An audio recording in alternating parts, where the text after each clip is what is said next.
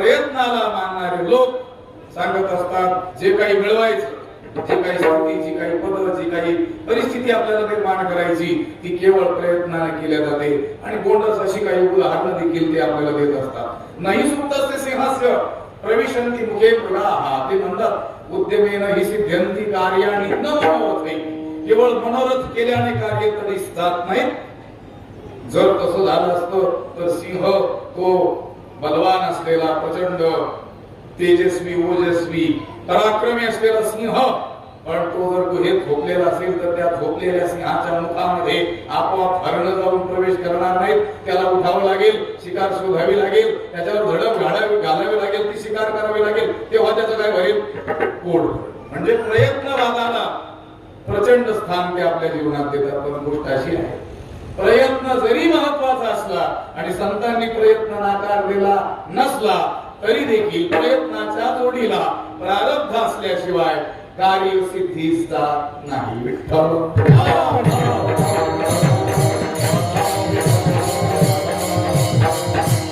भाग्याचे निभडसे, उद्यमाचे निविशे, समृद्धी जाता पैसे घर विगे.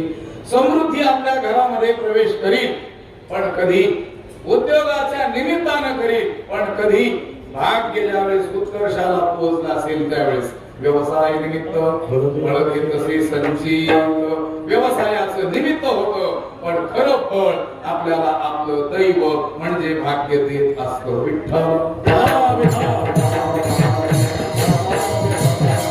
भाग्य मानावंच लागतं. जगामध्ये कोणत्याही दोन किंवा दोनहून अधिक माणसांची कोणत्याही प्रकारची स्थिती समान नाहीये, तिच्यात विषमता आढळते. जगातील दोन वेगवेगळ्या लोकांचा विचार सोडून द्या, एकाच आईच्या पोटी जन्माला आलेली जी दोन भावंड त्यांची देखील कोणतीच परिस्थिती तिच्यामध्ये समानता असलेली आपल्याला दिसत नाही. शारीरिक स्थिती असो, बौद्धिक क्षमता असो, आर्थिक क्षमता असो, सामाजिक त्याची स्थिती असो, सगळ्यामध्ये काय दिसते? विषमता. आणखी बारीक विचार करायचा असेल बाल की खाल निकालना विद्वानाच्या भाषेमध्ये, तर एका आईच्या पोटी एकाच वेळी जन्माला येणारी दोन मुलं ज्याला जुळी भावंड म्हणतो त्यांचीही कोणती स्थिती आपल्याला समान न दिसता विषमताच दिसते. मग याचं कारण काय? फार शास्त्राला विचारण्याची गरज नाही. खेडूत अज्ञानी माणूस उत्तर देतो, आहो याच्या हे भाग्यात आहे, याच्या हे नाही. विठ्ठल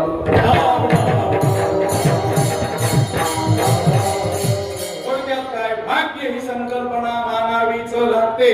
त्याशिवाय या जगामध्ये असलेली जी विसंगती, विषमता, तिची संगती लागू शकत नाही. कधी कधी आयुष्यभर धन मिळवण्याचा प्रयत्न करणारा माणूस, पण त्याला एकत्र असं कधी धनाचं दर्शन होताना आपल्याला दिसत नाही. पूर्ण दारिद्र्यावर त्याचं आयुष्य जातं. अगर रोगो काय रोगिया, आवडे दरिद्र दरिद्र्य परी भोगविजे बळीया, अदृष्टे जेणे, ते अदृष्ट त्याला दारिद्र्य भोगायला काय करतो? भाग पाडतं. म्हणजे आयुष्यभर धन मिळवण्याचा प्रयत्न करून धनाचं दर्शन त्याला झालेलं दिसत नाही. आणि एखादा आतून जन्माला यायचा आहे, मग प्रयत्न करायचा आहे, जन्माला येण्याच्या अगोदर आईच्या गर्भात असतानाच त्याला जन्माला येण्याची वाट बाहेर संपत्ती पाहते. मी बोलत कळते. गर्भश्रीमंत शब्द आपल्याकडे कुणासाठी उपयोगात आणला जातो? जो जीव गर्भात आल्यापासूनच श्रीमंत आहे, उलट त्याच्या जन्माला होण्याची वाट बाहेर संपत्ती पाहते आहे. कधी हा जन्माला येईल त्याच्या नावावर केलं जाईल, पण अजून गर्भस्थ बाळकाच्या नावावर करण्याचं प्रावधान काही कायद्यात नाही. विठ्ठल भाग्य मानावंच लागतं. इथपर्यंत आपण आलो. तरी घाटावी कारण श्री गुरु वैकुंठवासी वक्ते बाबा म्हणायचे, कीर्तन प्रवचन म्हणजे ही गरिबी हटाव योजना आहे. 1 तास 1.5 तासात संपूर्ण अभंगाचा भाव कीर्तनकार कसा काय प्रकट करू शकेल? मग जे काही सांगितलं जातं ते काय आहे? म्हटले गरिबी हटाव योजना आहे. थोडं थोडं सांगून पुढे जायचं असतं. आम्ही गमतीने म्हटलं, बाबा तुम्ही म्हणता कीर्तन प्रवचन ही गरिबी हटाव योजना आहे, हा शब्द तुम्ही दिला, ठीक आहे, गरिबी हटाव योजना का असेना, पण कमीत कमी या योजनेत तरी भ्रष्टाचार नको. विठ्ठल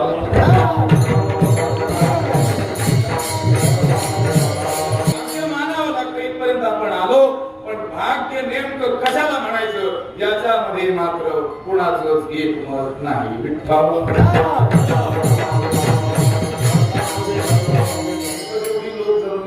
यातील प्रत्येकाला एकेकाला बाजूला नेऊन जर विचारलं तुझ्या दृष्टीनं भाग्य म्हणजे काय, तर प्रत्येकाचं बहुधा उत्तर काय येईल, वेगवेगळं येईल. विप्रतिपत्ती त्याच्यात कोणतीच संगती असणार नाही. पण ही जी शेकडो हजारो उत्तर येतील त्याला 3 गोष्टीमध्ये अंतर्भूत केलं शास्त्राने आणि संतांनी. व्यावहारिकाच्या दृष्टीनं साधारणतः या 3 गोष्टींच्या प्राप्तीला भाग्य म्हटलं जातं. धनप्राप्तीला भाग्य समजलं जातं. दुसरं अनुकूल कुलवान सुस्वरूप पत्नी प्राप्तीला भाग्य मानलं जातं. आणि तिसरी गोष्ट कोटी संतती जन्माला येणं, याला व्यावहारिक लोक, संसारिक लोक भाग्य म्हणत असतात. भाग्य तरी नोय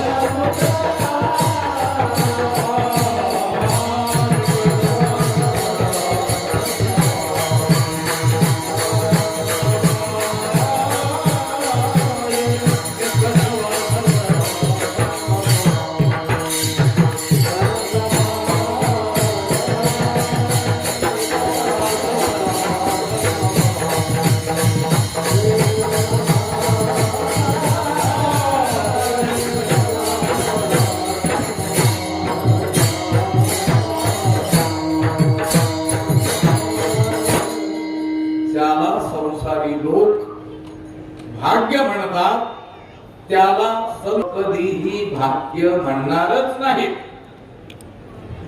पुन्हा ज्या ज्या गोष्टीच्या प्राप्तीनं संसारी माणूस स्वतःला किंवा अन्याला भाग्यवंत ठरवतो, त्या कोणत्याच गोष्टीच्या प्राप्तीला संत तर भाग्य म्हणणार नाहीतच, पण संसारी माणसं सुद्धा आपल्या मतावर स्थिर असत नाही.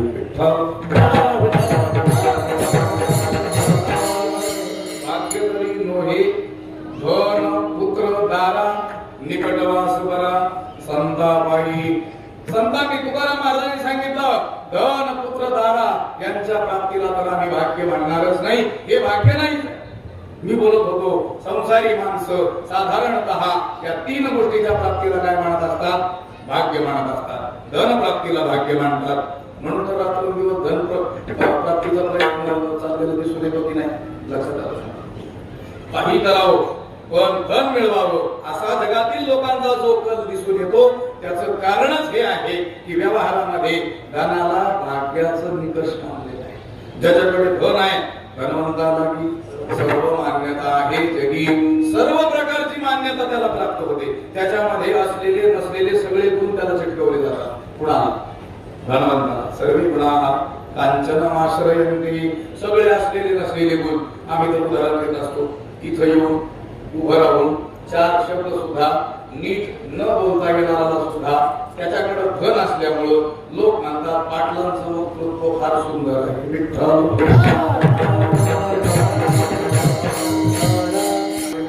म्हणता येत नाही, वक्तृत्वच म्हणतात की सर्वे गुणा कांचनमाश्रयन्ति, धनवंताला की सर्व मान्यता आहे जगी. आणि याच्या उलट जर एखादा गुणांची राशी आहे, अनंत गुण त्याच्या ठाई एकवटलेले आहे, पण धन नाही, दारिद्र्य आहे, दारिद्र्य दोषो गुणराशी. शास्त्रामध्ये सांगितलं दारिद्र्य हा असा भयंकर दोष आहे, त्याच्या ठाई असलेले गुण सुद्धा कुणाला दिसून येत नाही. ते लोकांना ठाऊक आहे. म्हणून रात्रंदिवस माणसं धन मिळवण्याचा काय करतात? प्रयत्न करतात. धन हे भाग्याचं निकष संसारिकांनी मानलं. दुसरी गोष्ट अनुकूल सुस्वरूप कुलवान गृहकार्य दक्ष अशी चारित्र्य संपन्न स्त्री पत्नी म्हणून लाभणं, त्याला काय मानलं? भाग्य मानलं. त्या नीतिशास्त्रकारांनी याला दुजोरा दिला. जे संसारिकांचेच प्रतिनिधी आहेत ते म्हटले अशी अशी पत्नी भाग्यानं प्राप्त होते तिच्यामध्ये 5 लकार आहेत, ल अक्षर. अनुकूलाम विमलाम कुलजाम कुशलाम सुशील संपन्नाम पंचलकाराम भार्याम भाग्योदयाल भवति. ते म्हटले अशी अशी बायको भाग्यानं मिळते म्हणे जिच्यात 5 लकार आहेत. आता मला वाटतं हा श्लोक नक्की अंगसला असला पाहिजे असं काही नसेल, पण काय नाही करत तुम्हाला कळत असेल. 5 लकार कोणते?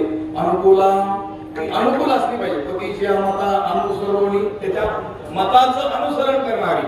अनुकूलाम विमलांगी म्हणजे सुंदर, कुलजाम चांगल्या कुळामध्ये उत्पन्न कुलवान असलेली, कुशलाम गृहकार्य दक्ष आणि सुशील संपन्ना चारित्र्य संपन्न लावण्य गुण कुळवती आणि पतिव्रता विठ्ठल.